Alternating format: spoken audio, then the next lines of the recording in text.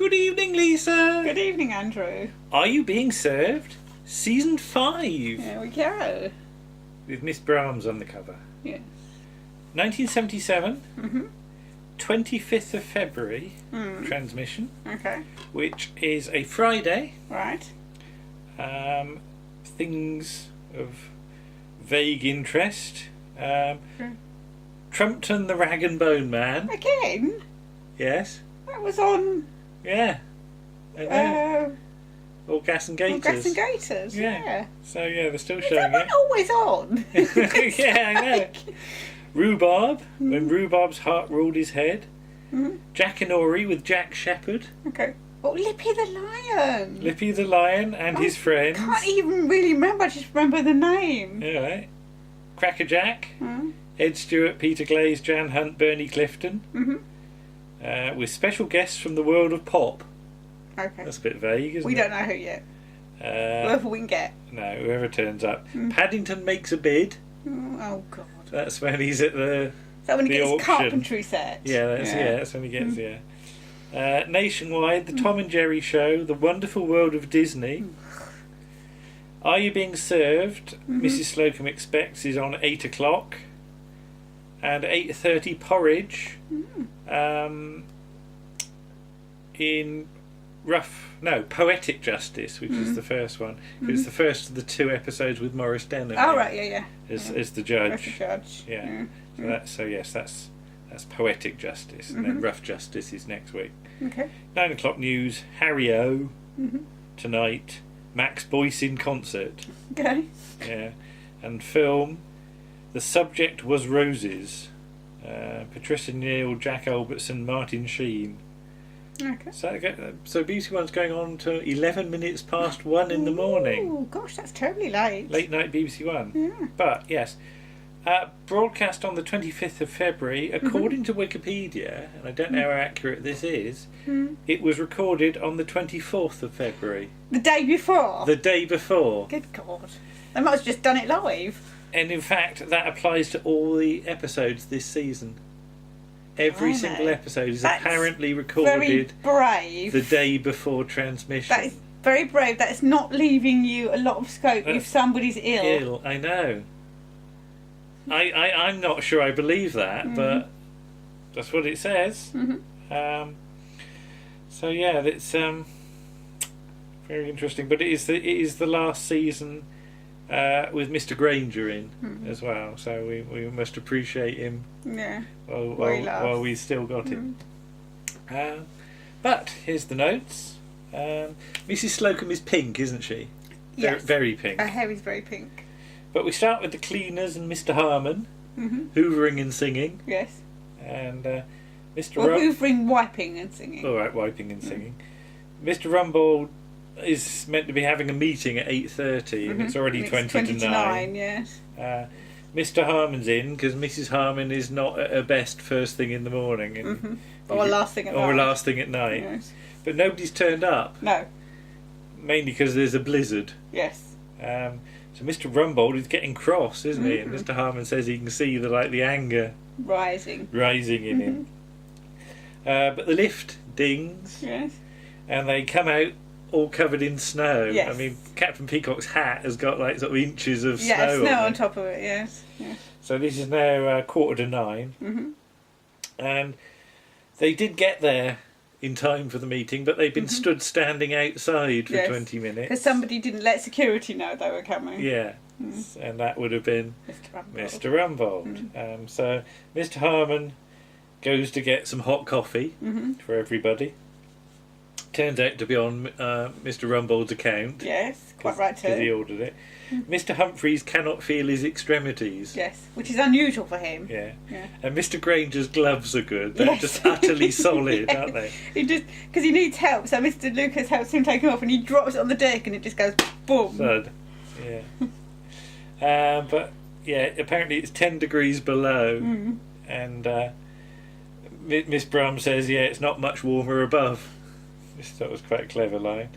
Mr Granger's teeth won't stop chattering, so Mr Humphreys advises him to take him out. Yes. Yeah. Mrs Slocombe comes in with her arm up. Yes. And I didn't quite understand this, because she said she had an umbrella and she lost it. But why she'd keep her arm in that position unless it froze in that... It might have frozen the position, that position. I think that's the idea.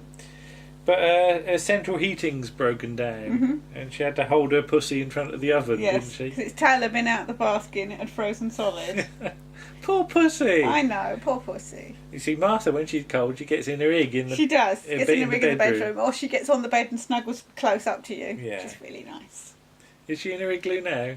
Possibly. Right, okay. But Mrs Slocombe is feeling queasy. Yes. And has been for a while now.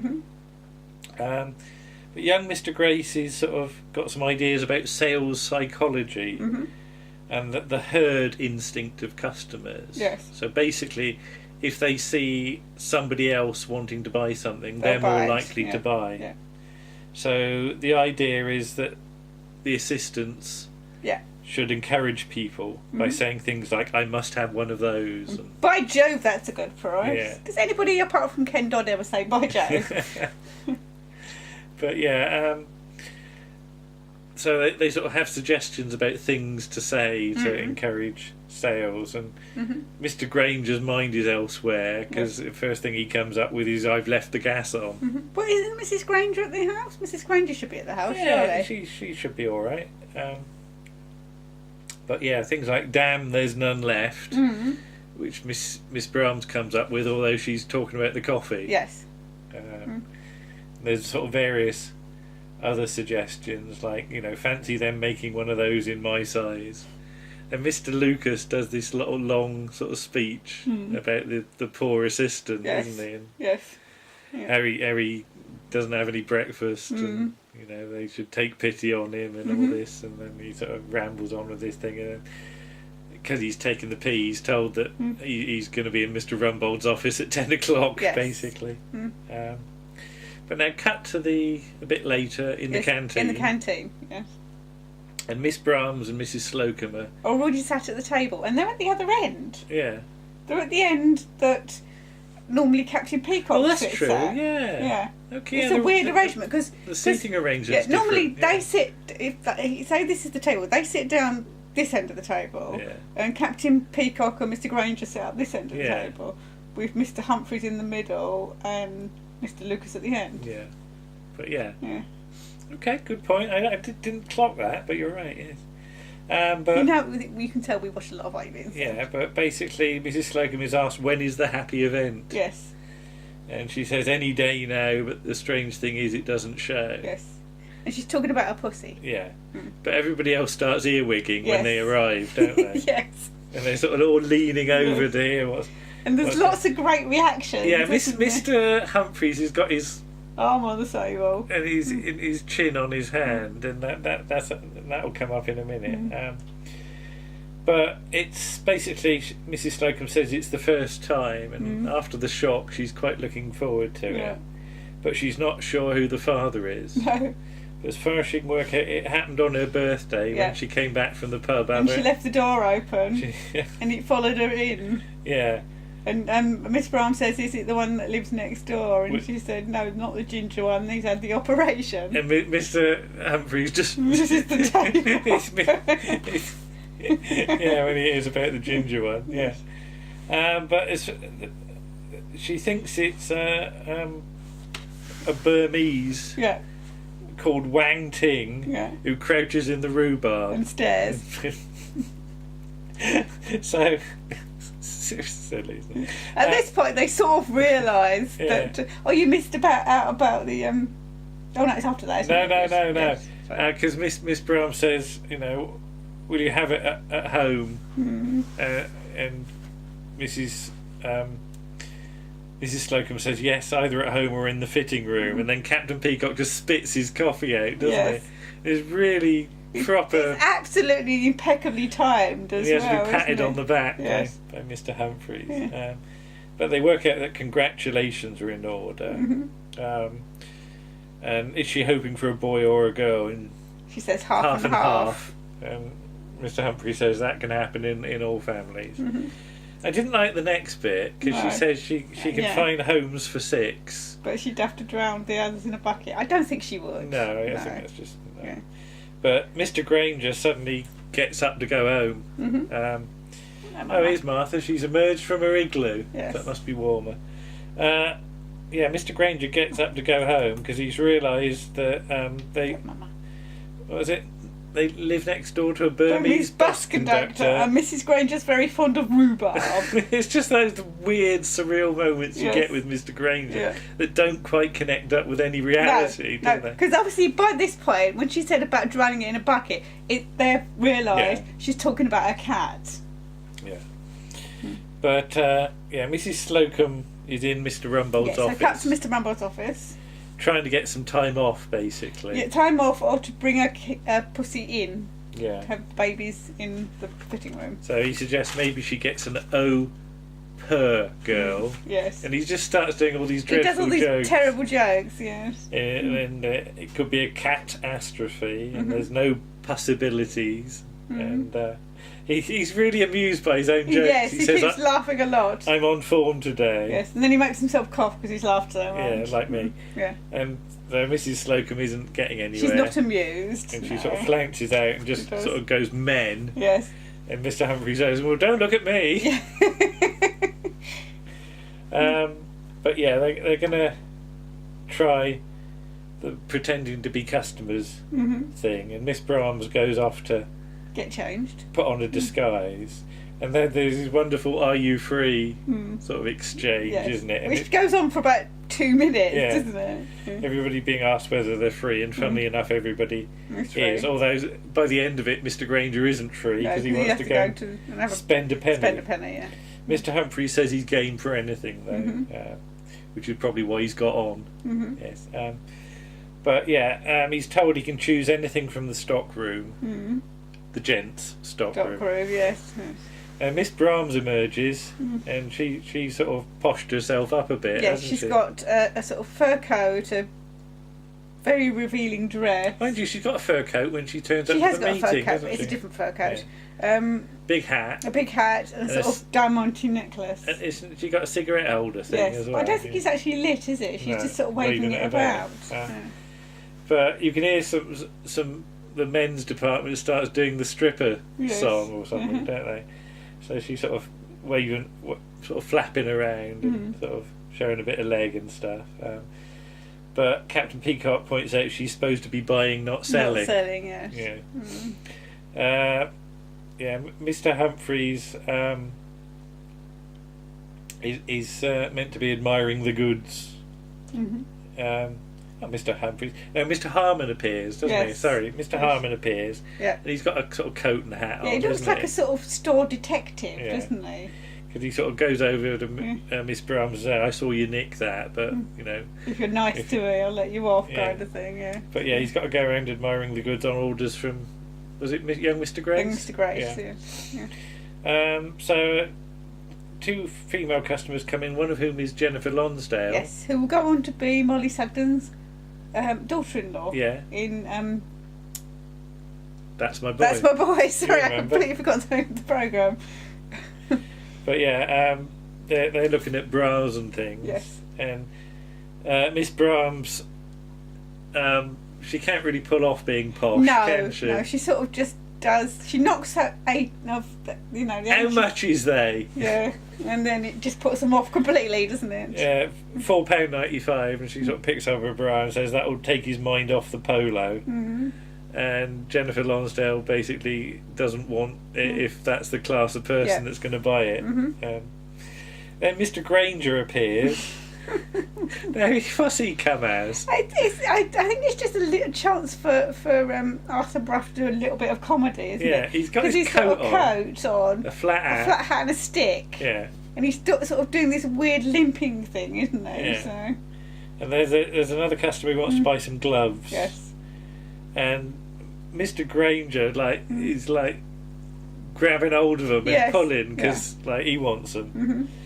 And he's really doing it. He's really sort of got wrong end of the stick, hasn't he? He has. Yes. He's just meant to encourage them, not block them from buying it. Yes. And the bloke sort of says, "Oh, let him have them." And of course, Mr. Lucas won't get any commission. Wants to sell them to the real customer, not to. Yes. So the customer says he deserves some consideration at his time of life, but he's told to shut up, you silly old fool. Mm-hmm. And the customer leaves if that's the way they treat people. That's not. But Mr. Granger says, when I get my teeth into a roll... Yes, I went too far, didn't I? There's no holding me. Mm-hmm. He said, Mr. Lucas says, what have you got the stick for? He says, always play for sympathy. Yes, my boy. Which sounds like a very sort of actor's thing to say, isn't it? It? Yeah. Then Mr. Humphreys appears. Yes, out of the lift. Yeah. Yes. Don't know why he went in the lift, No. but he's got this sort of black leather biker gear sort of motorbiking gear. with a sort of scarf. Yes. Some sort of chains and studs and things. And a helmet with a yellow visor. Yeah. So the helmet, although, was it Captain Peacock says he recognises the walk? Yes, I can't see the face, but I recognise the walk because it is very recognisable, isn't it? And I think he's playing it up a little bit more because obviously you can't see his face at first. But Mr. Humphreys is trying to be the average man in the street. Yeah. And he's told to walk around and look normal. Mm-hmm. Do I get extra for character work? Yeah, extra for character work. Yeah, there's all these actor jokes, isn't there? You know, that I'm not sure normal people would necessarily make, but yeah, he keeps on saying things like, "Oh dear, I wish I could afford that." When a customer appears who wants a pure cashmere sweater, which is 30 quid. Yes. Pure silk squares at 10 quid. I wish I could afford that. And hats at £16. Yes. Pure velour. So this customer splashes out on 56 quid in total, which is impressive. Yes. And the same for my friend here. And Mr. Humphrey starts to look alarmed. Starts to back away a bit, doesn't he? Because he's a rich single, and he wants Mr. Humphreys to go for a drink. Go for a drink with him or something. Yeah. We never find out where that leads. Mr. Humphrey says, "I'm not sure I can afford that." Yeah, but Mr. Humphreys is suddenly a bit shy, isn't he? Next day, Mrs. Slocombe is not here. No. Mr. Granger's still confused about everything. Yes. Yeah. But Mrs. Slocombe comes in with a... Well, it seems to be a pussy in long shot, doesn't it? And then as she gets closer, you realise... It's like a pencil case. It's a pussy pencil case, because she gets a ballpoint out. There's a joke about, is it a boy? Yes. But apparently this is like her pussy's sort of favourite thing. Yes, Hector. They sleep together. Mr. Harmon appears, and Mrs. Slocombe's pussy is in the tea urn. Tea urn, yes. And there's this dreadful fake meowing for every time we... Which is obviously... Somebody saying it. Saying meow. It's not even like a recording of a real cat. No. It's not Percy Edwards or something. It's not. No, it's not even that. Not even that good. Good, no. But the tail comes out of the spout of the tea urn, doesn't it? Yeah, and you have to lift it up and bark at it. And then the tail goes back in. Captain Peacock wants a drink. Yeah. And what was it? He wants tea, and then he gets told it's coffee. I'll have that. It's not very nice coffee. It never is. And then Mr. Harmon sort of points at something, doesn't it, high up when the tail comes out. Yeah. To distract Captain Peacock, whilst Mrs. Slocombe lifts up the lid and barks, and the tail goes back in again. And then they say it's... What did you say? It's bunged up with sentiment. Sentiment. Yes. I think he means sediment. Well, I'm not sure. I think he might have meant sentiment. I don't know. Young Mr. Grace appears. Yeah. The bell goes. Was it closing time? And it's opening time. Yes. Because he's got his nurse and his secretary helping him along now. But he's going to show them some tips on salesmanship. Yes. Because he used to serve, although it was mostly fish. Mostly fish, yeah. But no customers are immediately apparent, and he's told sometimes you have to wait. And he says, am I allowed to smoke? And he said, well, not if you're at our level, you're not. Oh, I don't think much of this job. I think it's quite good because he realises what a sort of rubbish time they have sometimes. So he forgets about it. He does, immediately, yes. But a customer appears who wants some trousers. It's a sort of bloke and a woman, isn't it? And they say, well, hand you over to our senior assistant, who is young Mr. Grace. Are you free? And he does a real Mr. Humphreys. He does, I'm free, and a little sort of tiny mince. Yeah, just a And bit. that, I hate to use that word, but it's the only way to describe it, isn't it? But yeah, the bloke says 34 inches. Yes. Yeah. Yeah. And he's not sure of the inside leg. Yeah. So young Mr. Grace gets out his tape, but it's a metal one. It's one of those sticky out ones. You hold the metal bit and it stays up. Yeah. And Mr. Humphreys used to have one like that. And then sort of young Mr. Grace's tape droops, doesn't it? But it had more spring in it. I've got one in the drawer. You have? I should have got it out. I should have had it as a visual aid. Yes. But yeah, young Mr. Grace says, "I shall work until I drop," and then he sort of falls to the floor, doesn't he? He's dropped. So the customer has to come over to him. But it turns out the trousers aren't for the bloke. They're for his au pair. Yeah, and she sort of opens her coat, and she's got these. What is it, hot pants or something? Yeah, it's almost like a playsuit kind of thing. Cause it looks like it's an all-in-one thing. Yeah. So. And young Mr. Grace immediately collapses, doesn't he? Yeah. At the sight of this. Yeah. And then the kittens start arriving, don't they? 2 boys and a girl at first, and there's more meowing. Mrs. Slocombe calls for anaesthetic, but young Mr. Grace thinks he'd be better off with a pet pill. A pet pill, yeah. And Captain Peacock goes to investigate, and he emerges with a hat box, which is full of kittens. Kittens who are squabbling, who are poking at each other a bit, like ours do. Yes, they're not newborn kittens. They're not newborn kittens, but then you wouldn't be able to use newborn kittens. I know. It's quite obvious they're not newborn kittens. They're a couple of weeks old, aren't they? Yeah. Yes. And then everybody gets a kitten to hold. Yeah. And they are for the end titles. For the end titles. And mostly, they're all held correctly. Because a lot of people on television, it always annoys me when they hold a cat and they don't support its legs. Because cats like to feel secure, so they like you to put your hand under their legs so that you're not letting their legs dangle all over the place. What do you think of the kittens? They were very sweet. Yeah, it was a little black one. It was a little black one. Like It was just like Mama. Oh, that's nice. Well, Martha's gone again. She's gone again. She's gone to play with a mouse. All right, okay. But yeah, quite fun. Yes. Good start to the season. And lots of sort of silly moments, lots of sort of slapsticky moments, isn't there? So. I mean, I quite like the pussy tail thing. Yes. Because you set the joke up and then you have to do it again, basically. So that's quite fun. It's not the most ambitious of sort of special effects, but it's quite fun. So yeah.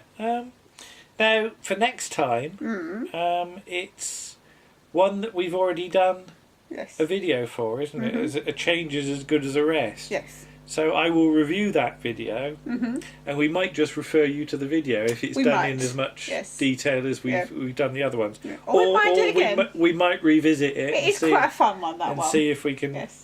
So we're not entirely sure whether we'll jump ahead or do it again. Stay tuned, basically. There's a cliffhanger for you to see what we're going to do. Okay. All right. Bye-bye. Bye.